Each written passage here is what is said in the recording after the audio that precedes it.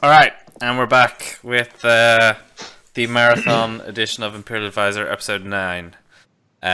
If you missed the unicorn or the scorpion, it will be on YouTube or Twitch VOD if you're too lazy to wait for me.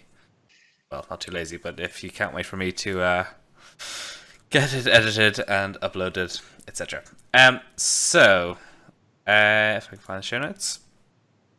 Maybe we could start, I guess, the GenCon segment, or the Organized Play segment, with the Smokeless Fire, the story by Katarina Ostrander, that sort of set up that story prize, and I guess the sort of background for what the GenCon tournament is going to determine. So it was around the Phoenix Clan and the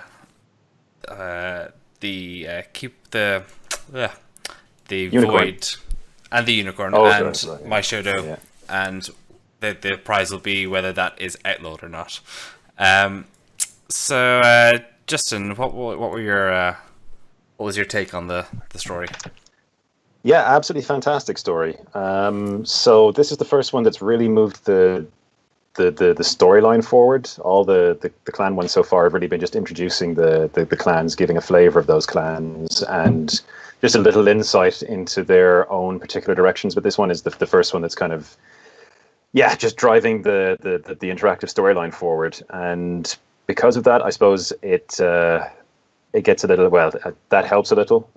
But it was, I think, the first story in which we really got to see kind of, a very specific story goal that had very clear stakes and a very particular sense of urgency. So, in kind of writing stuff, it's like the GSU is goal, stakes, urgency, which is kind of underlines kind of compulsive and easily, happily digestible reading. And and this story had that in spades. It was really, really good.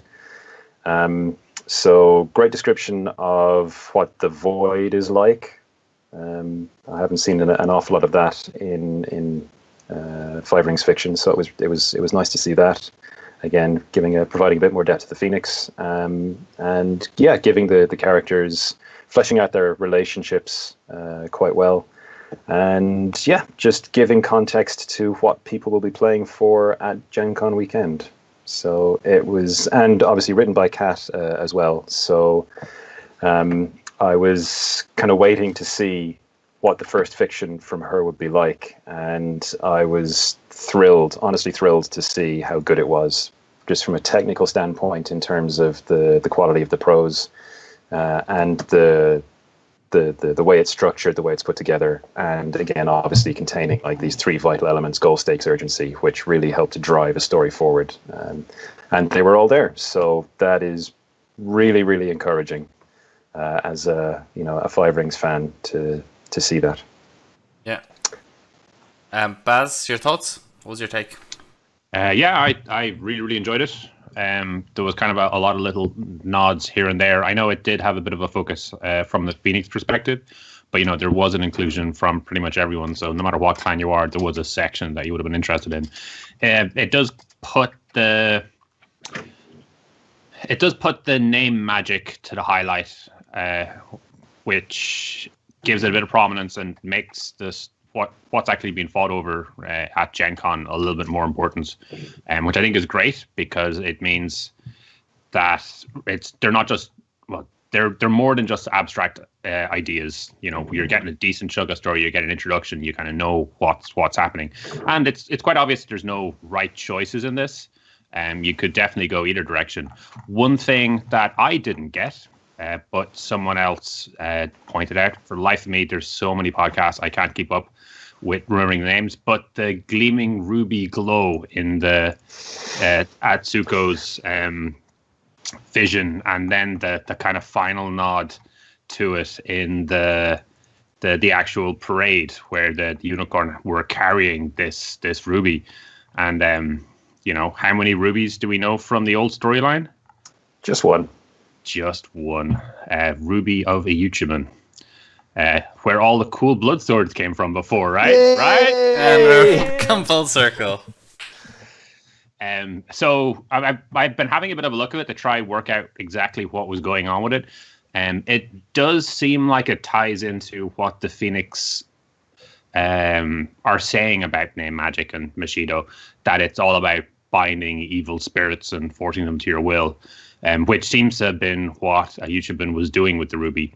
I don't know how it features into the story too much. It kind of sounds like something that kind of popped up, was this sinister device, and then disappears after a while. Anyone else have, or does a resident, I'm definitely not a blood speaker, don't rat me out, to the Asako Inquisitors have any more knowledge on it?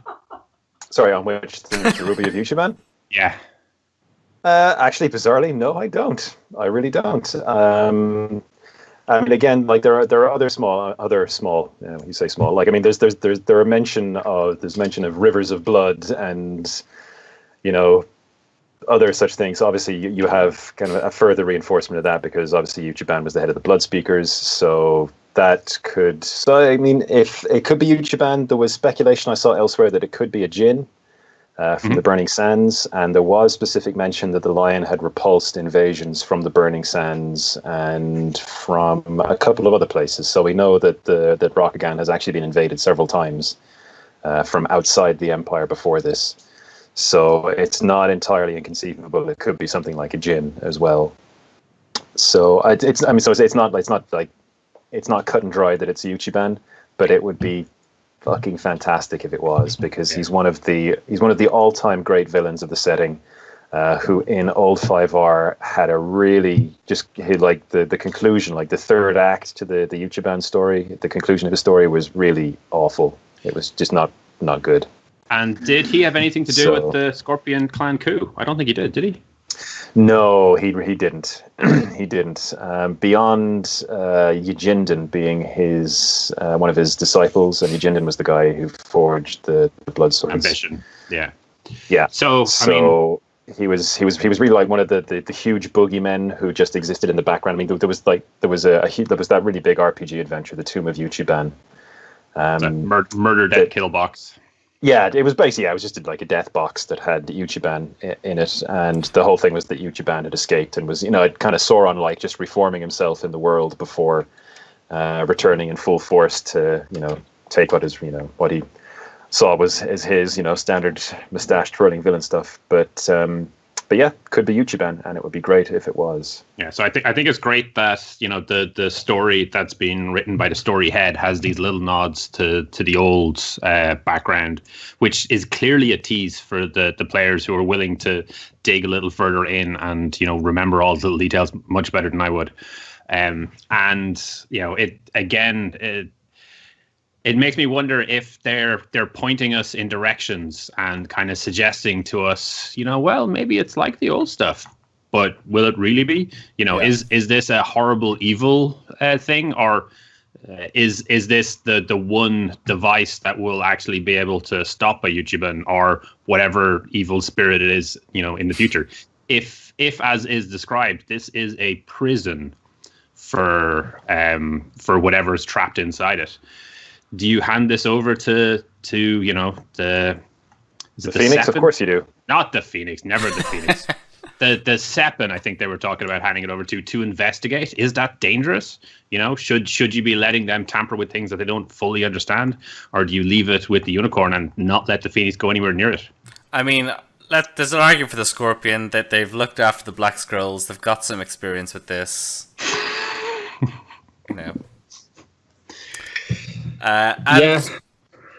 Something that I heard on the Art of Warcast, which was quite a nice observation, was that the whole story about the parade of the clans followed by a consultation with the key advisors of the Emperor on this is a lovely mirror to what's going to happen at GenCon, where there is a parade planned, and the Hashimoto will advise the Emperor on how to deal with this situation. Eoin, did you have any observations on the story?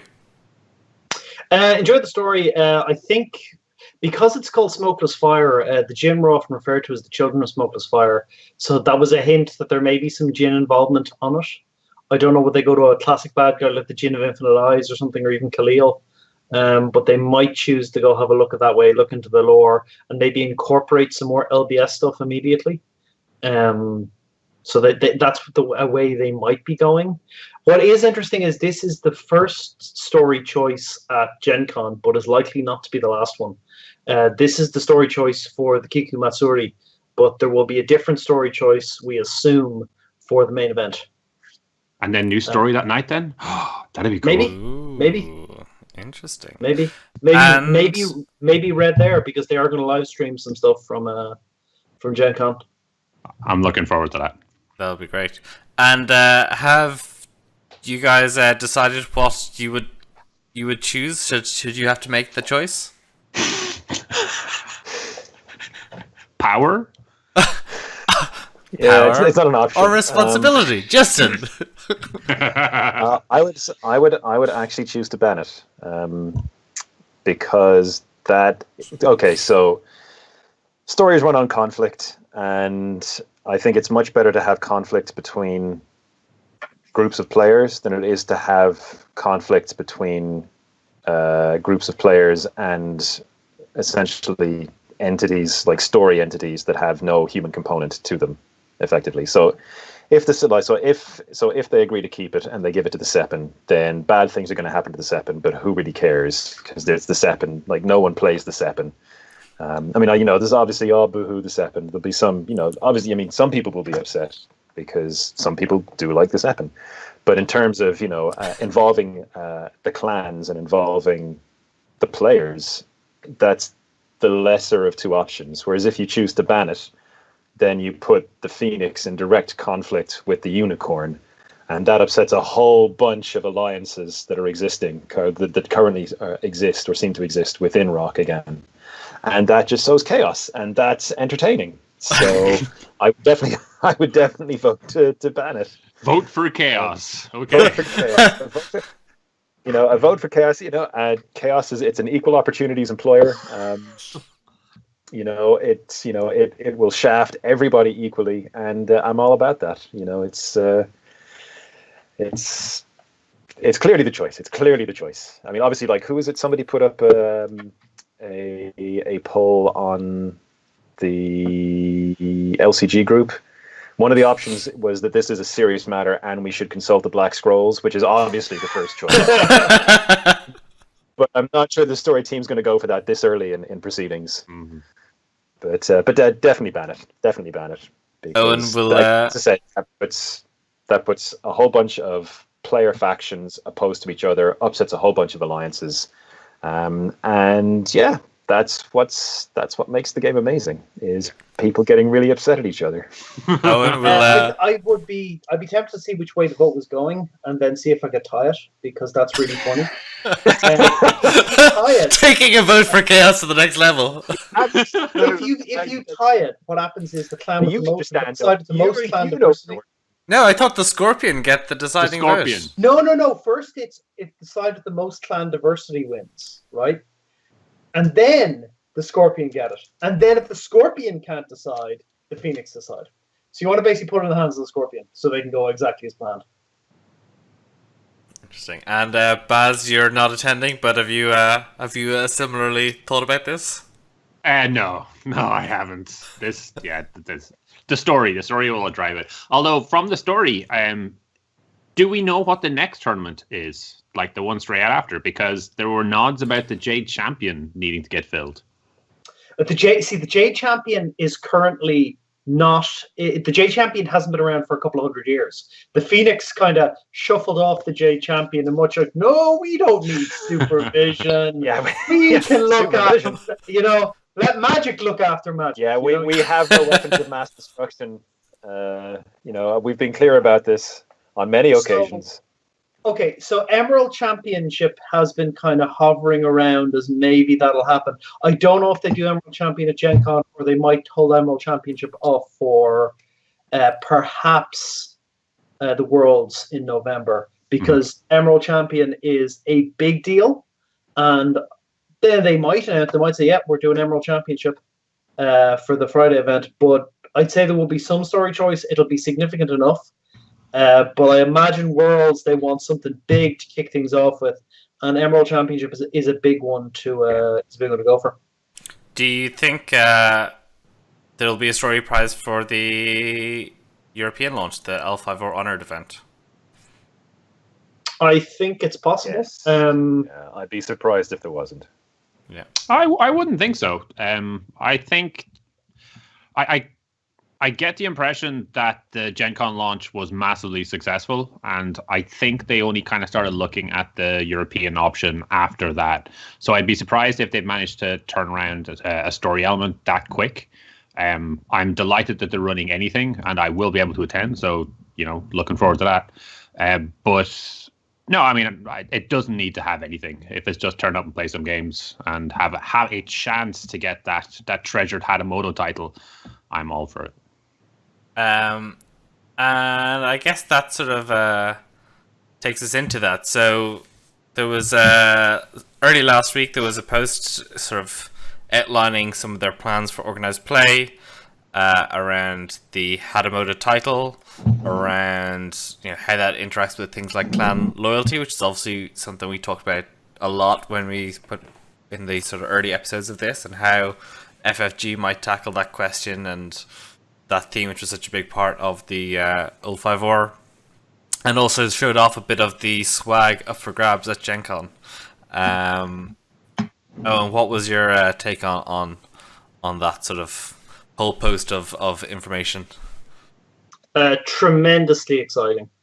FFG's other organized play stuff has in the past been grand, just not super exciting, but just solid, cool alt arts, play mats occasionally, tokens for the game, just solid enough stuff. But this is a different level of major, like this at a major events means that there are stakes all along, and then critically there are stakes for clan players, that becoming a Hadamoto is a big deal for players. Like there'll be players who are like, my goal for GenCon is to become Hadamoto. It's my goal for GenCon, but it's going to be very demanding. Because if you look at the things, there will be from the Thursday event potentially 22 Hadamoto created. Now that's from a 700 player event. You're going to have 22 Hadamoto. You're going to have potentially from the Friday event between 14 and to a little bit more, depending on how many people who aren't Hadamoto already go through the thing event created. So you're looking at realistically about probably 30 something Hadamoto to kind of prime the pump to have that initial clan council. So it's going to be a big deal, and it's very exciting. Leading the bonsais is really cool. And then a big event you go to. It's been put together with an eye to how L5R kind of views the community, and it's very exciting from that point of view. And there's tremendous nerd bragging rights available here. Yeah. So all to the gods. Justin, as someone with tremendous nerd bragging rights, who has led a GenCon Banzai in the past or two, what was your take? Yeah, again, Owen's pretty much covered it. They really have put a huge amount of thought into how they are constructing an identity for Five in organized play. And the Hadamoto idea is absolutely fantastic.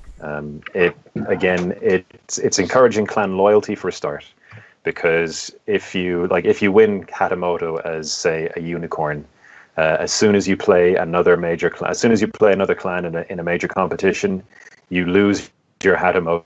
You lose your unicorn Hadamoto ship. So you are encouraged to continue playing the clan that you won your Hadamoto ship with.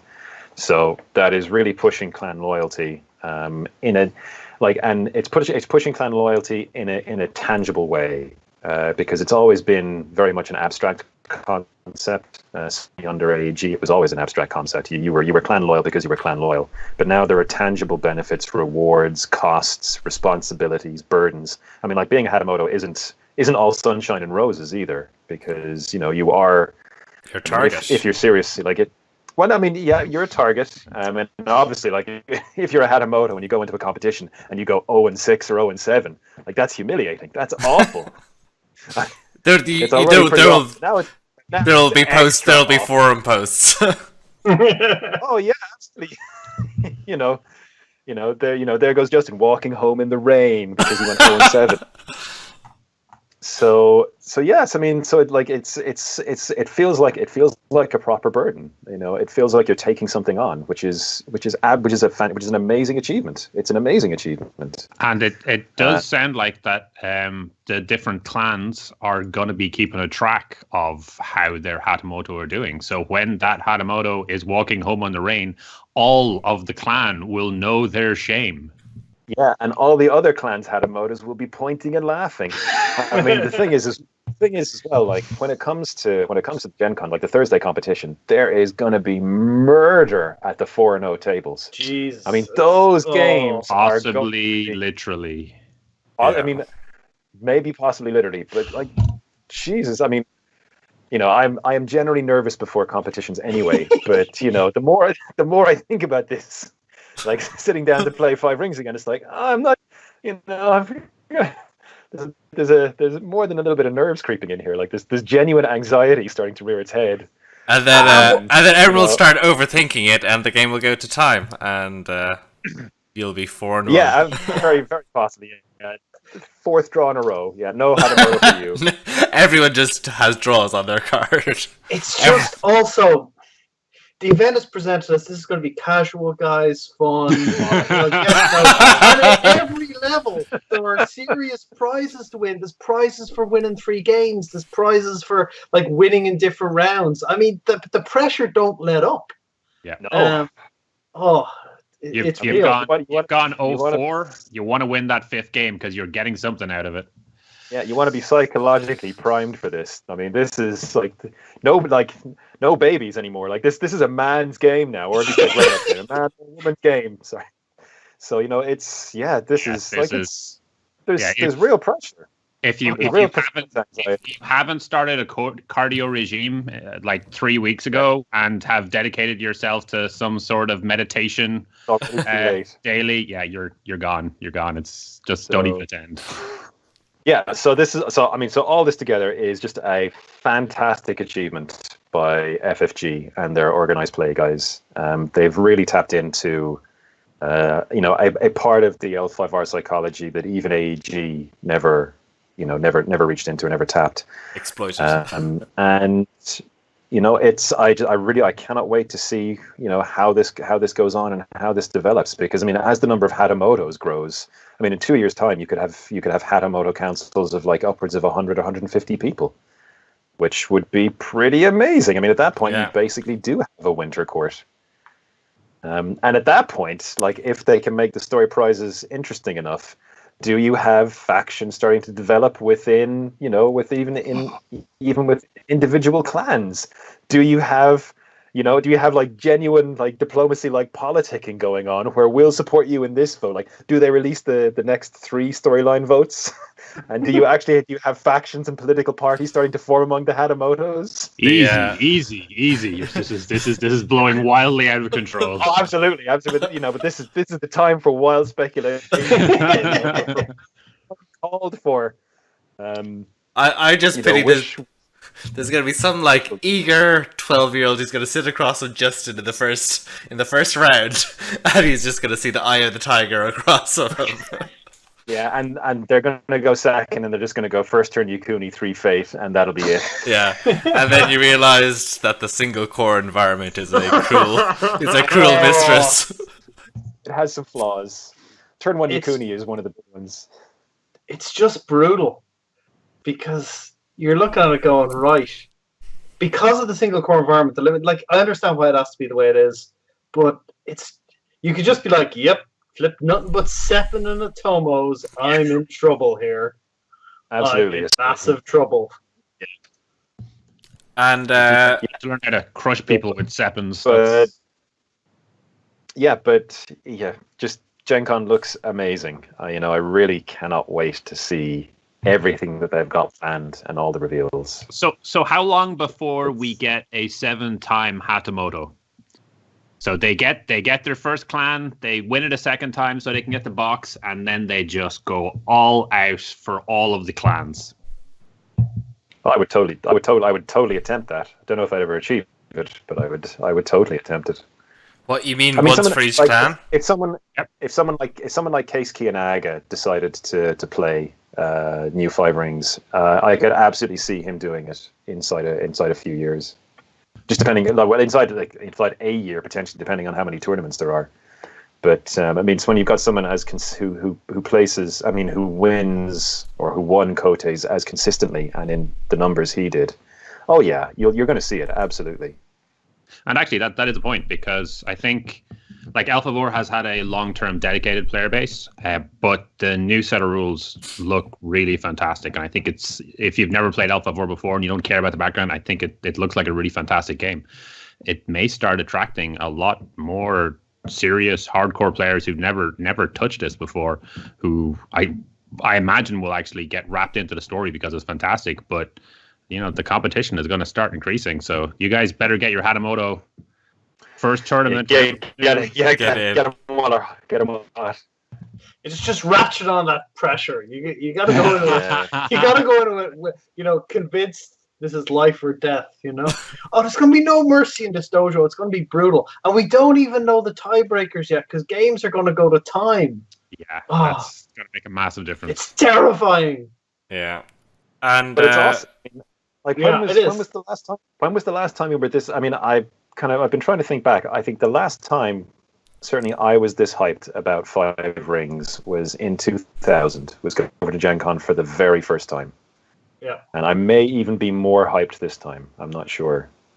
It's great to be a bunch of kind of relatively mature people and being as excited nearly as when you're going over for Christmas Day. When you're a kid. Yeah. It's something and a half, and it's just great. But the build has been really excellent on this. It's put it together very, very well. Yeah, I'm super jealous, I have to say.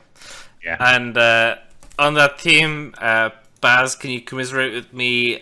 Is there any particular of the prizes that, aside from Hatamoto, that you are reluctant to miss? The sweet full bleed strongholds or clan champs? Well, I think the strongholds are obviously a big one, and to get that you need to win 3 games, which is going to be tricky all by itself. I don't know, everything looked so goddamn pretty, and during the first podcast I was talking about how I played Dragon a lot in L5R, and then moved over to Netrunner, and I had a lot of fun switching. And I was kind of hoping I'd be able to do that in this. And with the Hatamoto stuff, it's just right out the window. So I'm back to playing Dragon again, which, given the cards, isn't too much of a problem. But I really want to have... Or Scorpion, Baz. Or Scorpion. Sorry, did I say Dragon? I meant Scorpion, obviously. Yeah, you did. Scorpion, my true home.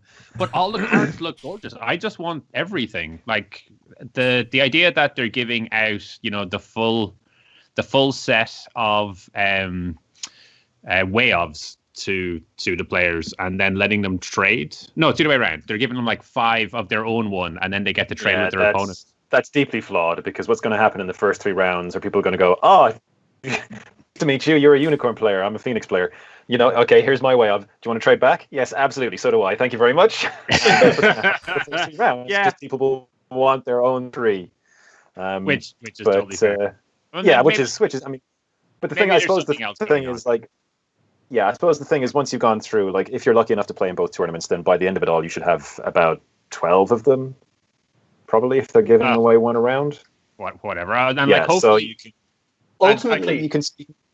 Yeah. Ultimately, Justin, you and I will actually have 18. Because the Honoured event gives them out as well. Oh, yeah! Woo! So we don't need... You guys should shut your cake holes. Yeah, I'm not sure if I mentioned you guys are staying at my house. That's right. There's a special fee for staying overnight here.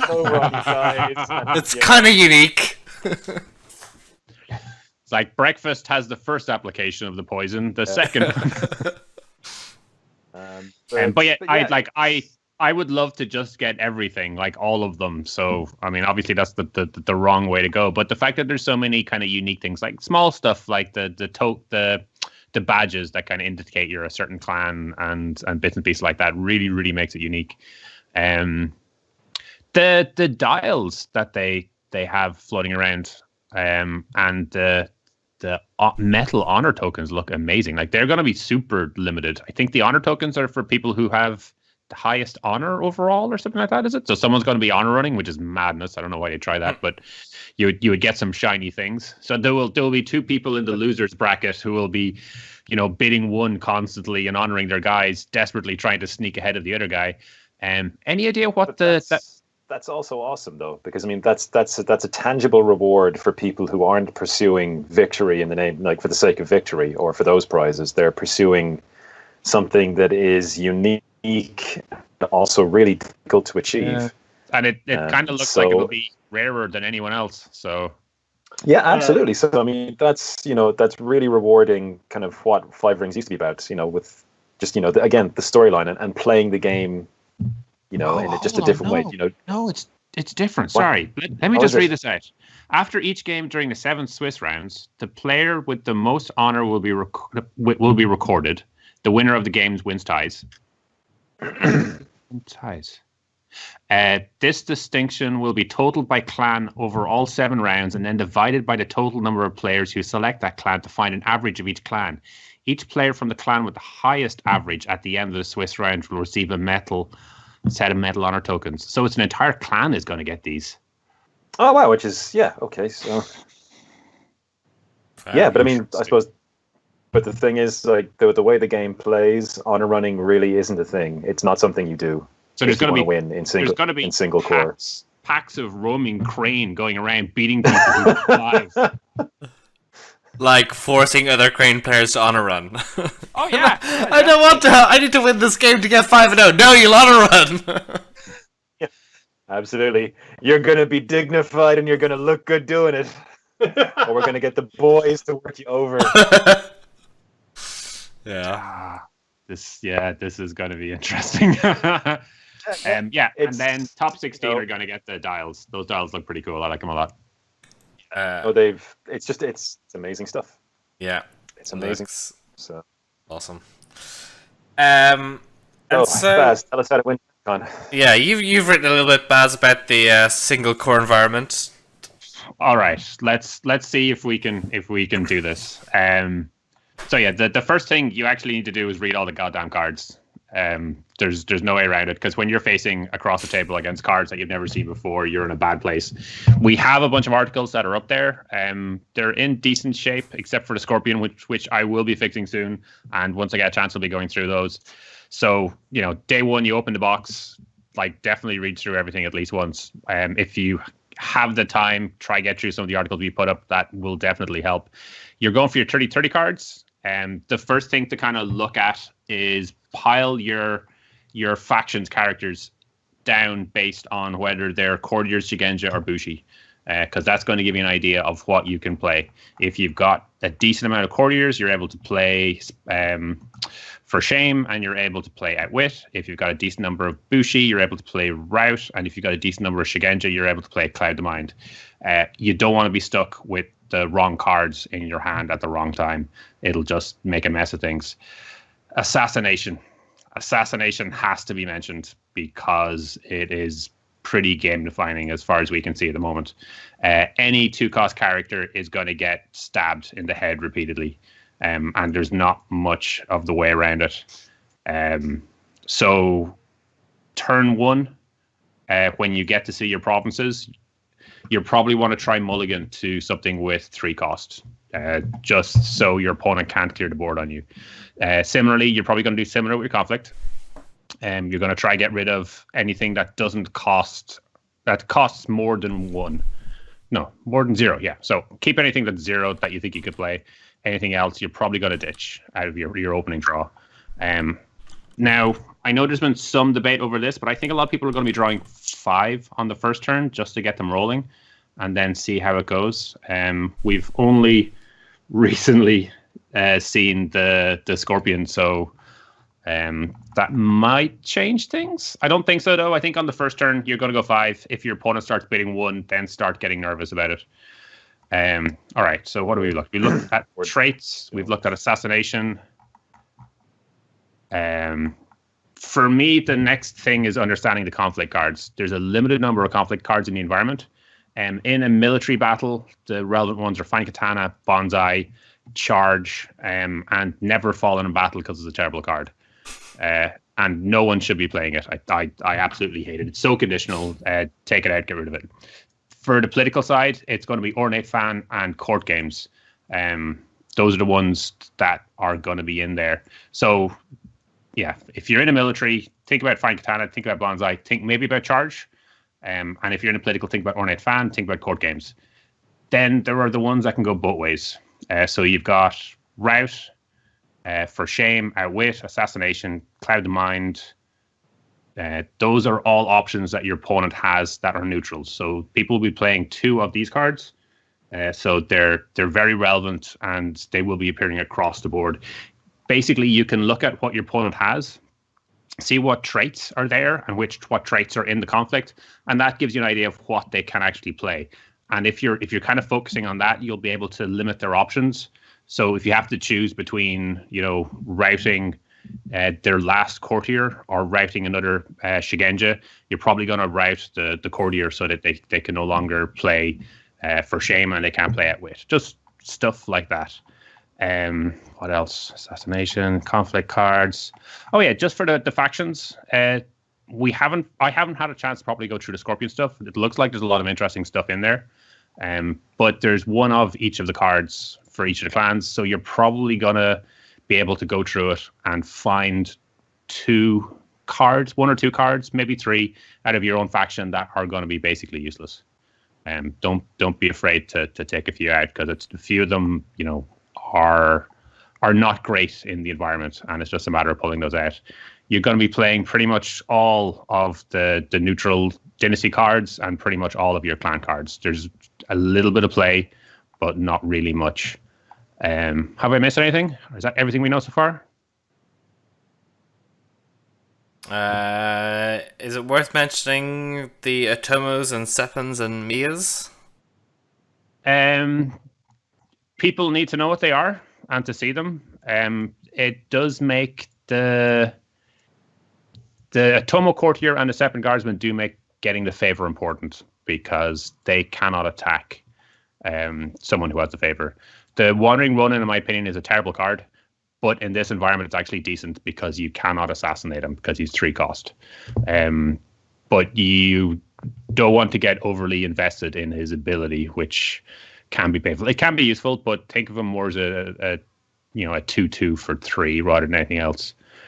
The one thing I'll say about the Wandering Ronin is, if you run into Phoenix and you're having trouble cracking the Kuromorai province, put all your faith in the Wandering Ronin and run him, or put 5 into him, certainly, because if he goes to 6/6, which you can do with him, he'll pretty much crack that. He'll crack that province on his own, no matter whether it's military or politics, and then you just have to have your other guys to deal with their guys, basically.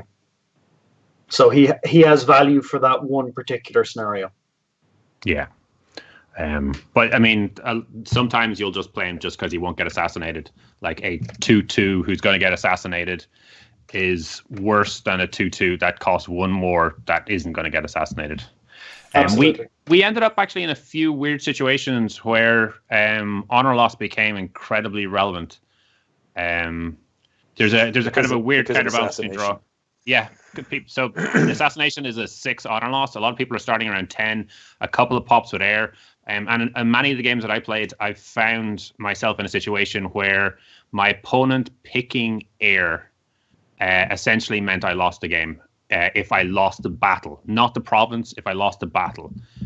So that's kind of an interesting one to keep an eye out for. Look through the provinces. There are 17 provinces in total. It's good to know what all the clan ones are, but it's also good to know what the neutrals are. Both the air provinces gain you something, but it's either fate or a card, so you're not quite sure really what that thing is, which, air is a bit airy. The earth provinces are Both 5 province strength, so tough, and then even tougher if they're in the right conflict. So if it's military or political, so you can expect your provinces to be tough to break. Water changes things. It's kind of flexible, so the Rally to the Cause and Elemental Fury switch either the conflict type or the ring, and fire is all about destruction. So Meditations on the Tau removes a fate from a participating character, and Night Raid removes cards. So both have, like, they've actually kept them well in teams, so you can typically remember just thinking about the element. And then lastly, Void is Pilgrimage, which doesn't actually do anything if you think about it. So if the province isn't broken, the ring doesn't resolve. And Shameful Display, while it does do something, it does kind of balance out, because while one person gets honored, the other gets dishonored. So there's a bit of balance there. There will be scenarios where understanding what rings are or what provinces are available will kind of influence your choices and how you're attacking, exactly who you're assigning, what you're doing. That's it at a big rush. I'm gonna drop some articles that cover this onto the website tonight, and then I'm gonna keep updating to try include all the Scorpion stuff. So hopefully sometime tomorrow evening it'll all be there. How to win GenCon in 5 easy steps. Cool. Eoin, Justin, anything to add to that? Your thoughts on single core from your games? Yeah, I suppose the main thing is that with the inherent unreliability of the Dynasty production, because you've got Atomos and Mayas and Seppins roaming through the otherwise decent cards of your faction, the game hinges an awful lot more on your conflict deck than it does on your Dynasty production. That's not to say that Dynasty production can't be absolutely decisive, because one of the less wonderful things about the environment is the turn 1 champion. Like if you're facing, like if you're going first and your opponent starts on 8 fate and they flip their clan champion turn 1, they just go clan champion 3 fate, and you can be in a lot of trouble really, really quickly, because they have an enormous beatstick who will essentially be the spearhead of their attack for most of the rest of the game, while they bring out a whole bunch of spuds in the following turns to basically run interference. It's not always like you can absolutely win games when that happens, but one of the things is that with your conflict deck, you really need to build your conflict deck to win conflicts. That's probably the most important thing. It can be really tempting to put in a whole bunch of kind of support stuff and kind of cool stuff that does stuff if you do other stuff, but those cards have to be kept to a strict minimum. I mean, you have to play the best of those cards and no more. Winning conflict, the game is what single core, like it's all about winning conflicts. So focus your deck on your conflict deck construction on that. Dynasty wise, there are basically no decisions to be made in terms of how you build it. It will be 3 Seppin, 3 Atomo, 3 Wandering Ronin, 3 of the Maya Mystic, all your clan stuff, a couple of holdings, and that'll be it. Like, you can put in the Seekers maybe if you like them. I'm not a huge fan, but on the conflict side, make sure your cards are there to win conflicts. That's probably the most important thing. Oh, and actually, 2 things we forgot to mention. There's a big difference in a conflict between having 0 fate and 1 fate. Pretty much half your conflict deck is gonna cost 1 or more. So there's a massive difference. If you can hold on to at least 1 fate, it's going to open a lot more options to you.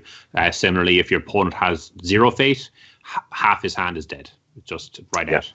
And Seeker and Keeper roles as well. Yes. Don't play a Keeper. Don't play a Seeker. Play a Seeker. Don't be a Keeper, be a Seeker. That, I don't know. It sounds like something. That's it. Yeah. So basically the major difference is, so a Keeper gives you 3 additional influence to spend on your faction of choice. Given how the card selection is in this, the 3 extra influence is going to be hard to splat. Like, you'll be playing all the good cards already, so that 3 influence is going to be used, if it's used at all, on cards that really aren't that good. And the other benefit for being a Keeper is if you win a defensive if you win a conflict as the defender in the element of your Keeper, then you gain a fate. and that is very, very hard to control. And yeah, it's just very, very difficult. Like, you're playing a keeper mainly for influence, and influence just isn't a big deal in single core. Yeah.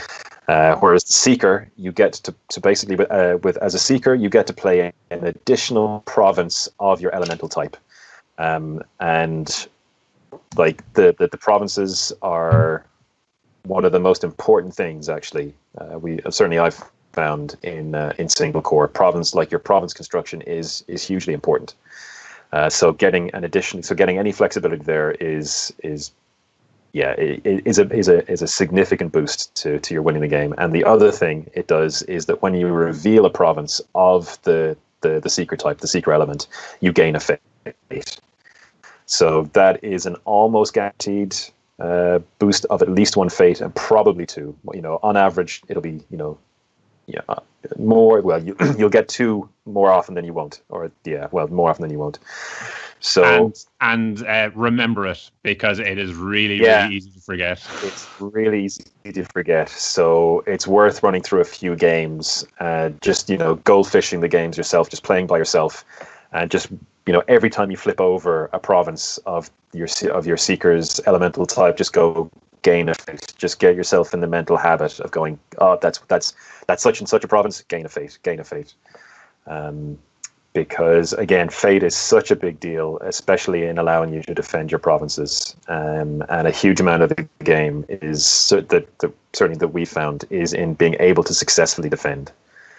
If you can successfully defend, you are a long way toward winning the game. Just the tempo difference is enormous. So,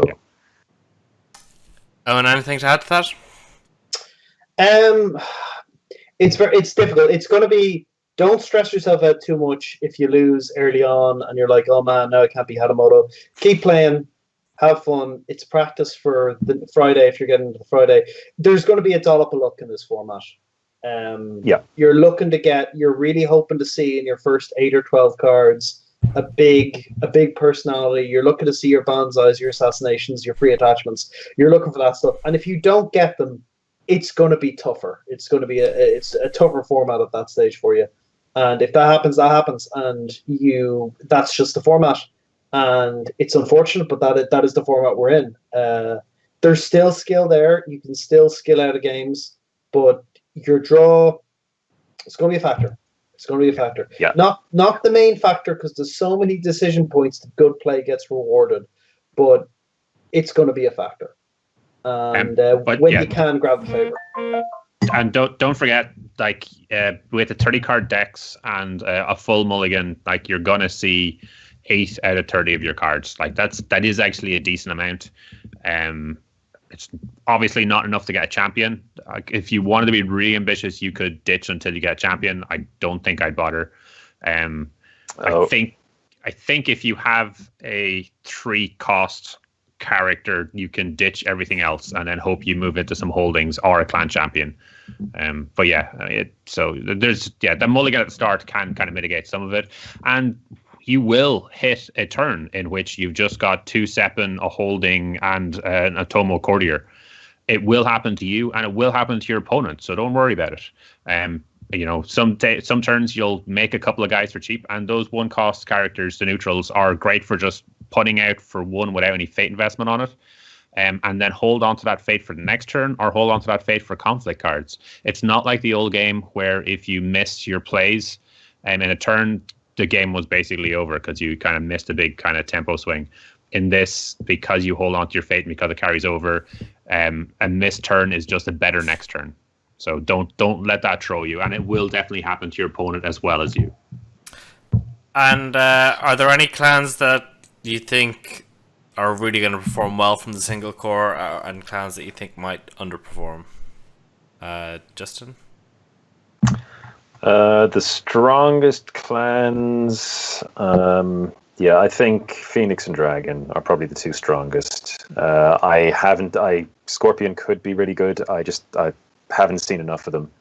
I get the impression there's a lot of combos in Scorpion that may make it shine in a constructed, but not so much in single core. There's a lot of synergy cards. Yeah, possibly. Yeah, there are quite a number of synergy cards, but that said, I mean, an awful lot of the Scorpion cards are they're just good. They're just straight up good. Certainly in the games we play, like Dragon has a very particular kind of game plan and set of cards that work perfectly well in single core, and they have just such a balanced approach to the game. They're just covered pretty much everywhere. Phoenix's strengths really lie in the fact that their provinces are incredibly hard to take, and they almost always end up with a favor. It's just a Phoenix thing. The Phoenix just seem to get the favor every single game, and that means that your opponent has an awful lot of characters that cannot attack them. So it can be very easy to fall behind tempo wise to Phoenix. But those are the two that have kind of jumped out. But again, like my play experience so far is actually really limited, so I could be completely getting this wrong. But those are the two from testing so far. I think Scorpion are good. I think their personalities are all pretty potent, and if you've got a couple of good forecast guys, that's a lot. It means a lot in the game. The clan champs are amazing, yeah, but some of the forecast people are not as dominating, but they're still pretty oppressive sometimes. So Scorpion are good from that point of view. I think Unicorn could be a bit up and down. I think Crane are very strong because Crane and Scorpion both have a lot of courtiers, and courtiers give you access to a bunch more conflict cards than you can build with. And that's you gotta respect that. And I think Crap are solid. I don't think they're bad. I think they're much better and constructed. But some of their fake cards, like Levy and Rebuild, are both a bit dodge in single core. I actually disagree on that. Just to briefly cut across you, and to be entirely rude and do it across your own clan. I really, really loved the Borderlands keep with the 5 province rank provinces, and when it finally went away, being able to rebuild it back was just heartbreaking for my opponent. I think the Crab provinces are really hard to break. I think they've got some really good dishonor options in there as well, and I like Crab. I like Crab a lot. They're one of my preferred clans for this tournament. Baz, I'm trying to under promise and over deliver here. Come on. Oh, sorry. My bad. Unicorn all the way. Just to know we've got Travis Dragon in the chat as well, just saying the Keeper Initiate is if you're going to play a Keeper, the Keeper Initiate is probably the reason to do it. So we don't know what he does, but apparently Travis says he is a value town card, so that's promising. I have no idea what that means. So anyway, so just value town. It's just a high value card. So okay. So the Keeper Initiative is apparently a high value card. So that might be enough reason to play a Keeper if the Seeker just isn't all that great for your clan. Like for example, Unicorn, maybe, because their own province just isn't all that great in single core. So maybe a Keeper is better for them. Well, even then, I think if you're struggling and you're not sure what to do, just take Seeker and Seeker Earth, and then just take both the 5 province ranks. Yeah. Like 5 is an ability all by itself. So Travis is saying if you play Keeper, it's for their initiate. So that's reasonable. Yeah.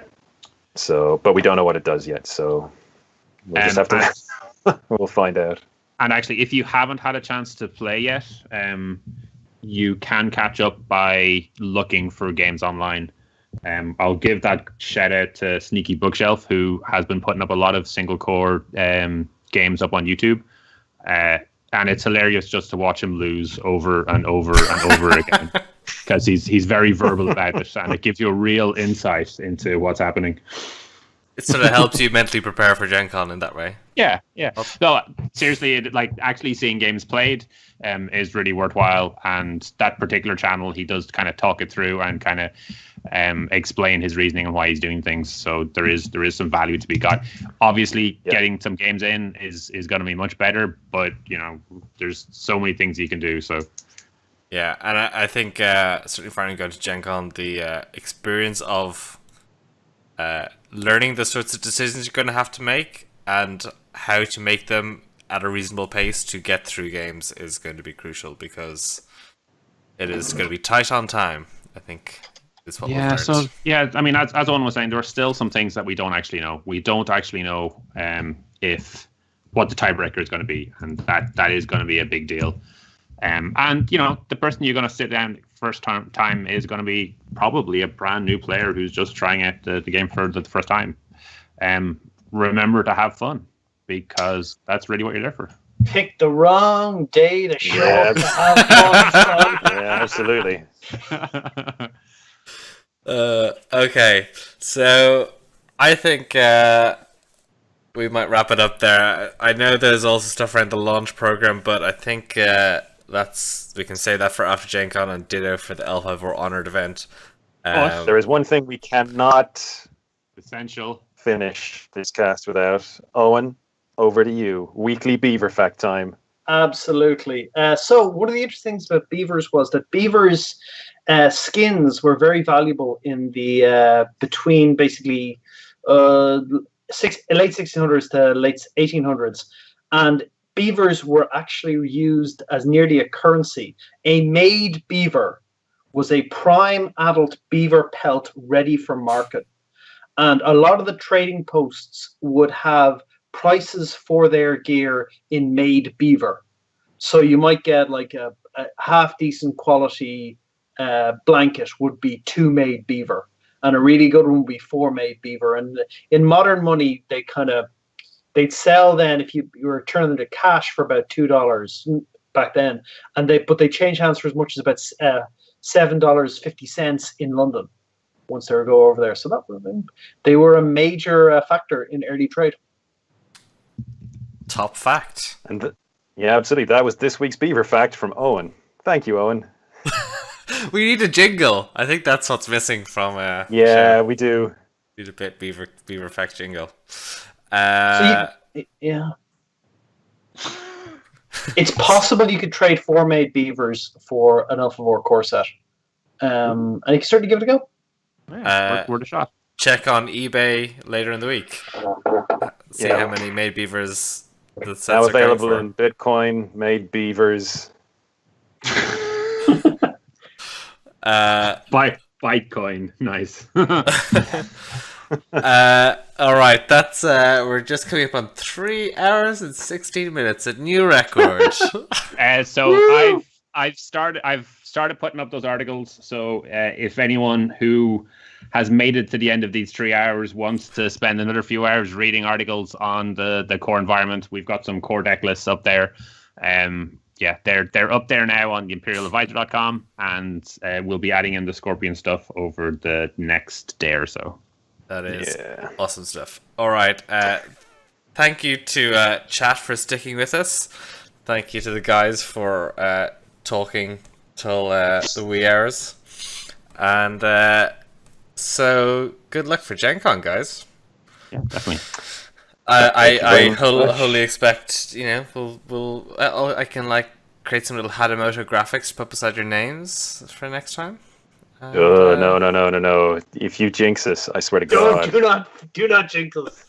No jinx. Yeah, I look forward to the stories and regaling us with how it went right or wrong. I'm going to go 4-1. And I'm going to be a river of salt. A river of salt. Now you put the thought, that's exactly what's going to happen. It's going to be Owen and me. We'll be 4-0, and then we'll both go 4-1, and we're gonna look at each other across the crowded play hall, and we're just gonna go, Colm. And that's going to He put that evil on us. Absolutely. Right. Put that evil on us. So I'm gonna stop the cast before I say anything else, because I think I'm losing the battle here. be wise, Colm. Okay, just you're talking yourself into more trouble here. Right. Night all. Good night. Good night. Adios.